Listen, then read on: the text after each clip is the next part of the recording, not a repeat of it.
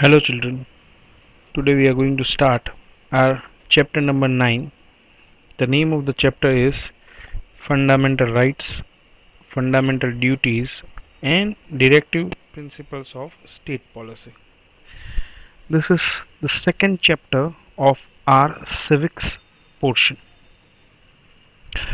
So without wasting time, let us start the introduction.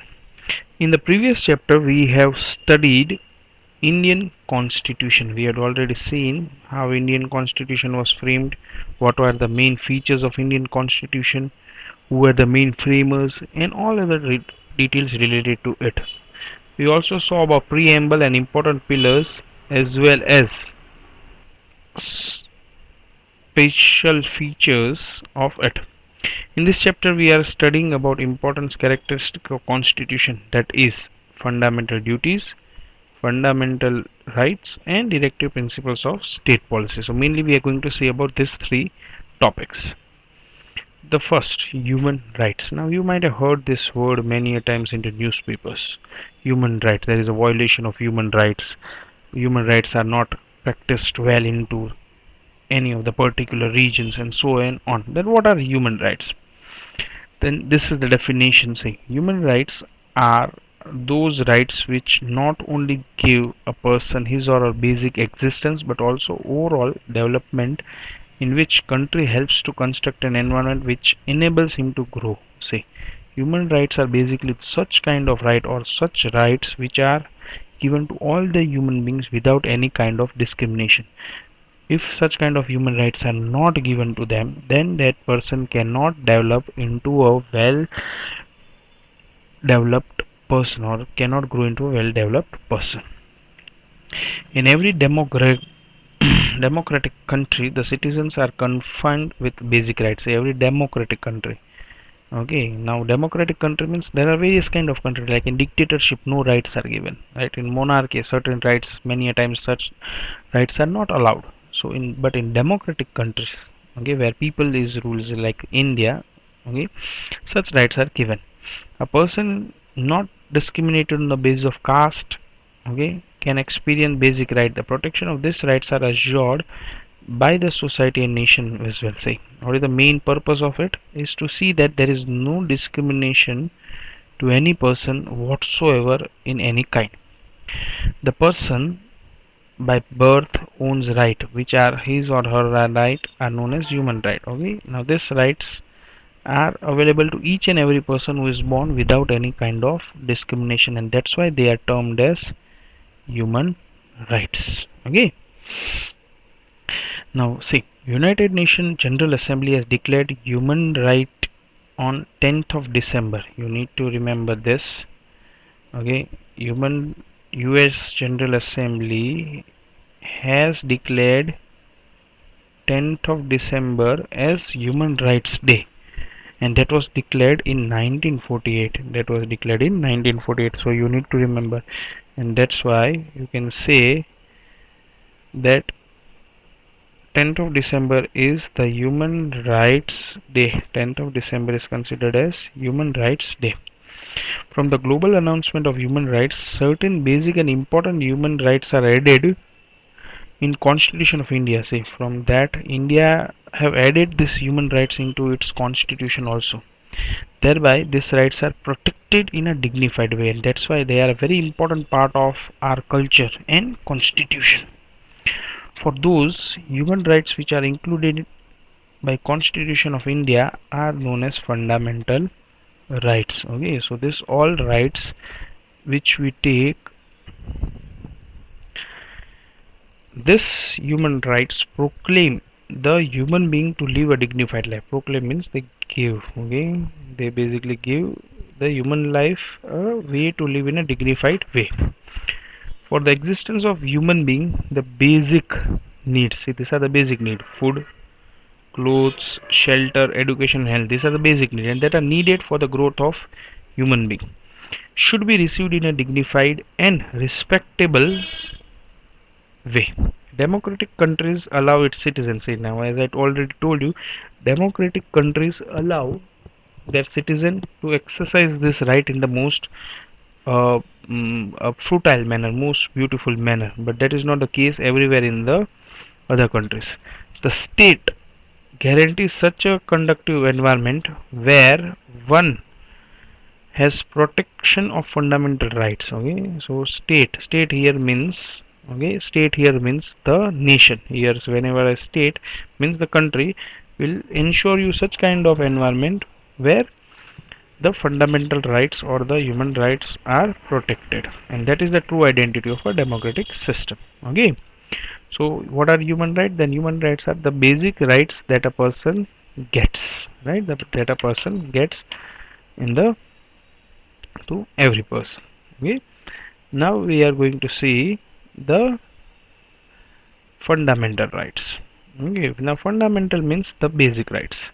The nation's stability, protection of citizens' freedom and democracy are protected through fundamental rights. The nation's stability, protection of human freedom are through fundamental right. Now there are six fundamental rights. There are six fundamental rights here. First, right to equality. Second, right to freedom. Third, right against exploitation. Fourth, right to freedom of religion. Fifth, cultural and educational right. And sixth, right to constitutional remedy. So these are the six fundamental rights that are given to any citizen of India. So let us see the first right, that is right to equality. Right to equality. We are going to see about right to equality. Equality before law. Say equality before law and equal protection of law are included in the right to equality. These are the two main things that are equality before law. Equality before law means you might have seen a statue into a court where the statue is having a black color band tied on the eyes, and due to that, that is a symbol that everyone is equal in front of the law. And you might have seen a, a scale, okay, a weighing scale, what we call traju in Gujarati, into the hand of that statue. So that is saying that everyone, whether a person is rich or poor, whether a person is the prime minister of the country or the beggar of a country, everyone is equal into the eyes of law, and equal protection of law is given to each and every person.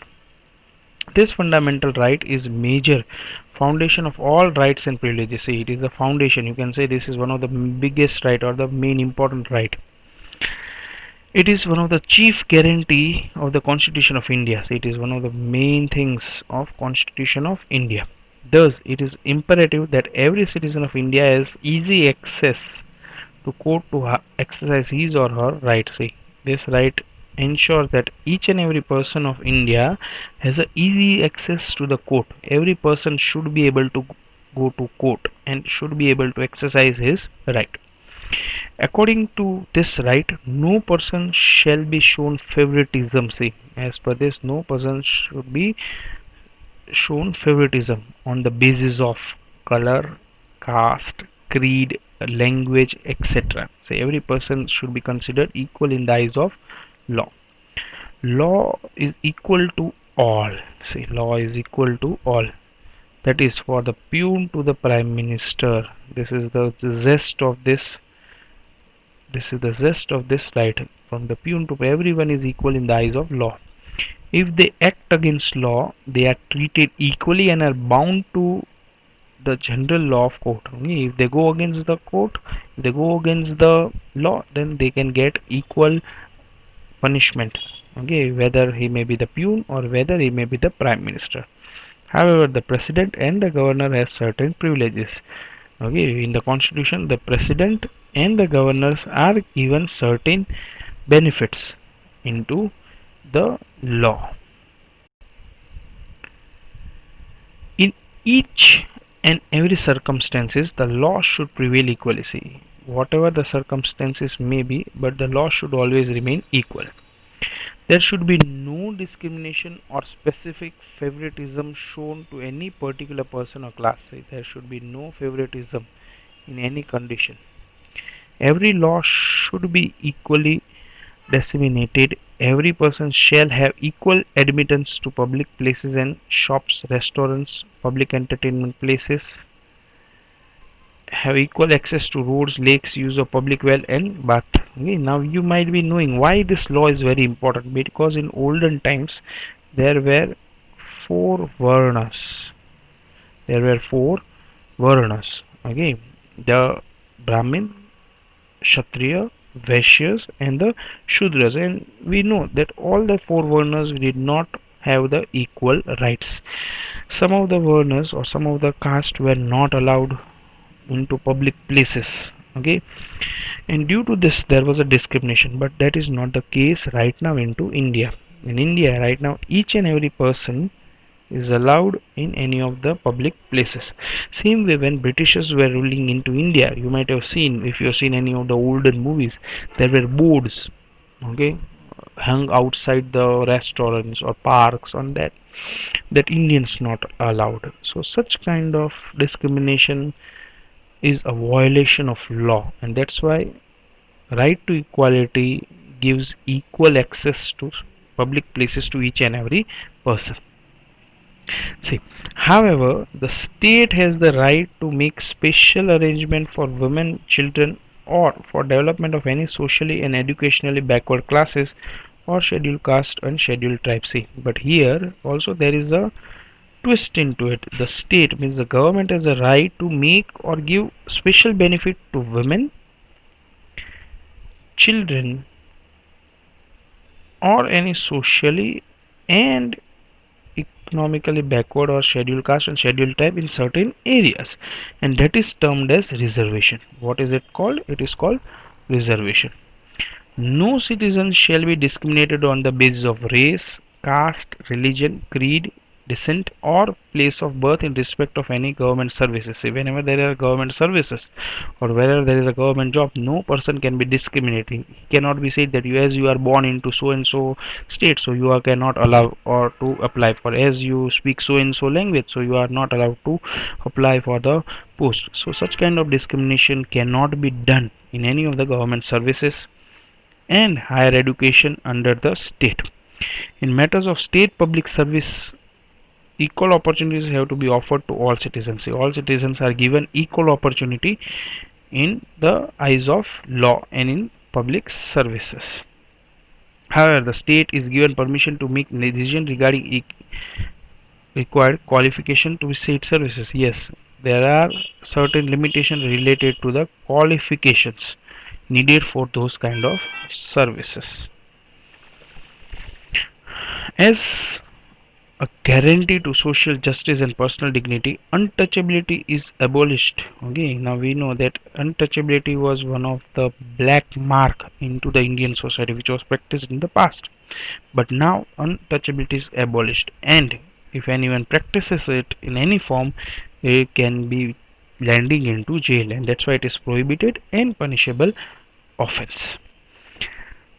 Titles and epithets which are created artificial discriminate society are removed. So certain titles are also removed. You might have seen in olden times, in olden movies, zamindar, such kind of titles which were given.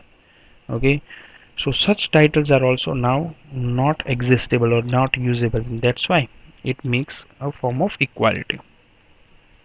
The adjectives used before names like Sir, Divanji, Rai, Bahadur are removed. So these all are now not used.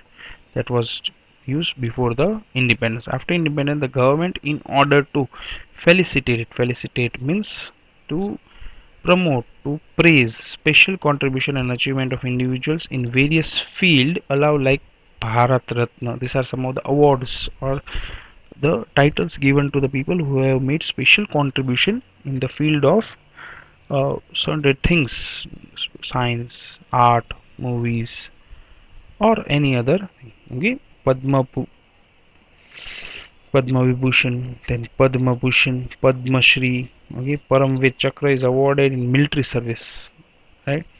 Adjectives like general, major, chief marshal, field marshal are added before names in military service. In military service, all these adjectives are allowed in military services. All these adjectives are allowed and they can use it, but common people cannot use such adjective without the permission of military services, which is not considered a violation of say right to equality. Okay, if a major, if a person who is working into military and is a rank of a major, he uses major in front of his name, that is not violation of human right, but it is considered a, a mark of achievement for him. The aim of this right is to form an equitable society. What is the main purpose of this right? Is to form equitable society, such kind of society which is equal to all, to provide specific services to different type of groups or classes. There can be different type of provisions under the law. Of example, there are different laws for advocates, doctors, teachers, insurance agencies, women, juvenile means young children. The principle of equal pay for equal work is also part of this article. Okay, understand this word, equal work, pay for equal work. Okay, now this, in previous time that was not existing, the more men were paid more in comparison to female, but that is not the case right now. Okay, equal pay is being provided for equal work, equal pay is provided for equal work, and that is a part of the right to equality, that is a part of right to equality. So we'll keep till here into this particular chapter.